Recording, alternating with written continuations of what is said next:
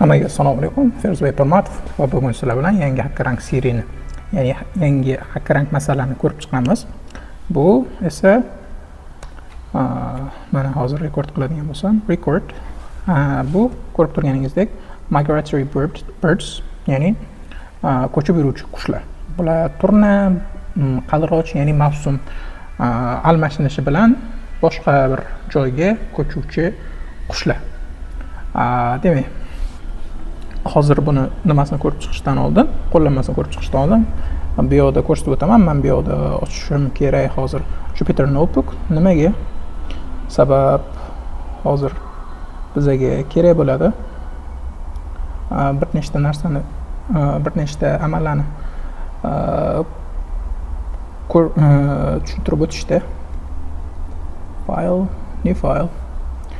Va bu bizga Jupyter Notebook untitled.ipynb untitled title shart emas va biz bunga Python dan boshlashimiz kerak. Hozir bitta nima qiladigan bo'lsak, print hi kernel 9 albatta.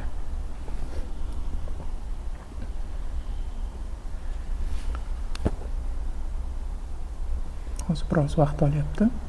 Environmentda nima qilguncha va menimcha nima qilsa kerak, to'g'ri ishlab print qilsa kerak. Sabab oldin ham sinab ko'rganman va biz HackerRank masalamizni qo'llanmasini ko'rib chiqamiz. Given an array of bird sightings, ya'ni bitta arrayda, listda qushlarning turi berilgan. Bular qaldiroch, turna yoki zaxcha yokida nima deydi, jiblajibon, turli xil qushlar. Shularning nomi berilgan deb tasavvur qilaylik. Va every element represents a bird type ID. Va bu yerda qushning nomini o'rniga unga ID berilgan. Masalan, qaldiroch uchun 1 ID va zaxcha uchun 2 ID. Va bular qushlarning turi asosan 1 dan 5 gacha ID da nomlangan bo'ladi maksimum. It's guaranteed that each type of the bird is 1, 2, 3, 4 or 5. Ya'ni 5 ta type'li bo'ladi. Bular 1 dan 5 gacha. 6 bo'lishi mumkin emas yoki 0 bo'lishi ham mumkin emas. Biz hozir mana ko'rishimiz mumkin, bu yerda 5 ta qushning turi berilgan. Bitta ikkita qushimiz 1 type ID'li, yana ikkita qushimiz esa 2 type ID'li. Va bittasi esa 3 type ID'li qush, ya'ni bitta qushning turi 3 deb nomlangan. Yana bittasiniki esa 2, yana bittasi 1. Va biz ko'rishimiz mumkin, bu yerda ikkita qushni bor. 1 ID'li, ikkita qush bor, 2 ID'li. O'shunaqa holatda nima qilishimiz kerak? Biz arrayda o'zi ichida eng ko'p qushni turini bu yoqqa chiqarib berishimiz kerak. Masalan, qaldiroch eng ko'p bo'lsa qushlarning ichida, masalan 2 bo'lsa, qolganlari bittadan bo'lsa, bu yerda qaldirochni chiqarib berishimiz kerak output sifatida. Agar ikkita qushni miqdori bir xil bo'lib qoladigan bo'lsa, bunday holatga nima qilish kerak? There are two each of types 1 and 2. Ya'ni ikkita turi bor deyapti. Har bittasida ikkita type ID 1 dan. Va bu yerda pixel lower of the two types, ya'ni bu yerda endi ID ga qarab tanlashimiz kerak. Qaysi birini ID si kichkinaroq bo'lsa, o'shani outputga chiqarib beramiz, o'sha qushning type ID sini. Ya'ni bu yerda 1 kichik, 2 dan o'sha holatda 1 chiqarildi. Va biz shu holatda funksiyamizni chiqarib berishimiz kerak. Va birinchi navbatda biz qushlarning type uchun 6 ta turda oddiy 0 bari, ya'ni sanab chiqishimiz kerak baribir. Shuning uchun biz oldin bird count degan list yaratib olamiz. Va bular oldin hammasi 0 ga teng bo'ladi. Va bulardan 6 ta bo'ladi. Sabab 5 ta qush va biz 6 ta ID'li qush nima qilib berishimiz kerak. Buni hozir sizlarga nimada ko'rsatadigan bo'lsam, qanaqa? Mana bu yoqda o'zi nimamiz ishlagan va biz print bird count, ya'ni bu yerda 6 ta elementli 0 miqdorga tenglangan list chiqarib berish kerak hozir word count shu amalda ishlatganimizda. Mana 0 va biza endi qiladigan ishimiz mana shu bird count ichiga qushlarni valuesini sanab har bittasiga masalan har bitta qushni turini ko'rganda bir qo'shib ketishimiz kerak. Va buning uchun biz arraydan foydalanamiz. Sabab array ichida qushlarda id'si bor. For bird in array,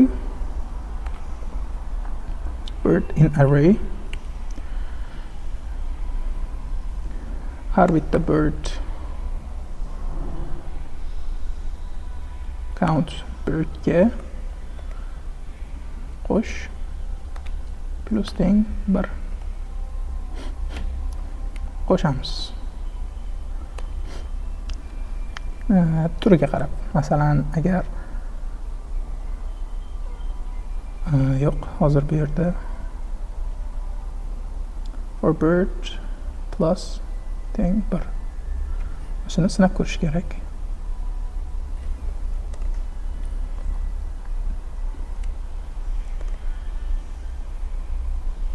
Bu yerga yozaylik air teng 1 2 3 deb yozaylik va tekshirib ko'ramiz. Print bird count. Mana bu yerda hozir nimani sanab berdi. Demak, to'g'riga 2 2 1. Ya'ni 0 dan boshlaydi va 5 gacha sanaydi. Birda bitta id'li qushdan ikkita bor. Ikkita id'li qushdan yana ikkita va 3 id'li qushdan bitta, 4 id'li qushdan 0, 5 id'li qushdan yana 0. Mana bu yerga endi 4 bilan 5 ni kiritadigan bo'lsa, mana bittadan yana qo'shildi. Mana bu yerga yana ko'paytirsak bu deylik yana 5 deylik. Endi 5imizda nimasi mana o'zgardi. Demak, bu funksiyamiz hozircha to'g'ri ishlayapti va bizning keyingi qiladigan ishimiz bu max count, ya'ni bularning ichida eng ko'p uchragan id'ni boshda hisoblashimiz kerak. Max count variable yaratib olamiz va buning ichiga oddiy list funksiya max funksiyasi bu bizga nimaga yordam beradi? Asosan listimiz ichidan eng nimasini chiqarib berishga yordam beradi. Masalan, id'si eng baland, masalan max deylik. Bu yerda katta ehtimol bilan 2 ni chiqarish kerak. Mana 2. Agar bu yerdan masalan 3 ni yana bir 2 qo'ysak, katta ehtimol bilan 3 chiqarib berish kerak hozir. Mana 3. Shunaqa ishlaydi. Va bu yerga albatta bird count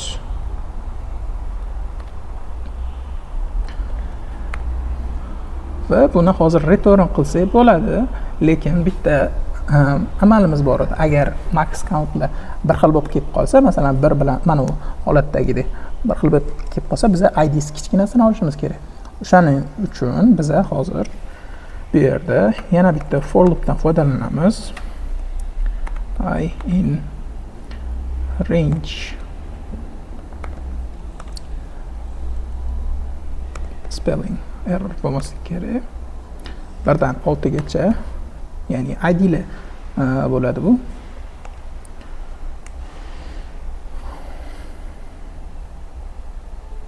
Agar bird count id'si, ya'ni bird count i teng bo'lsa, max countga teng bo'lsa, biz return qilishimiz kerak id.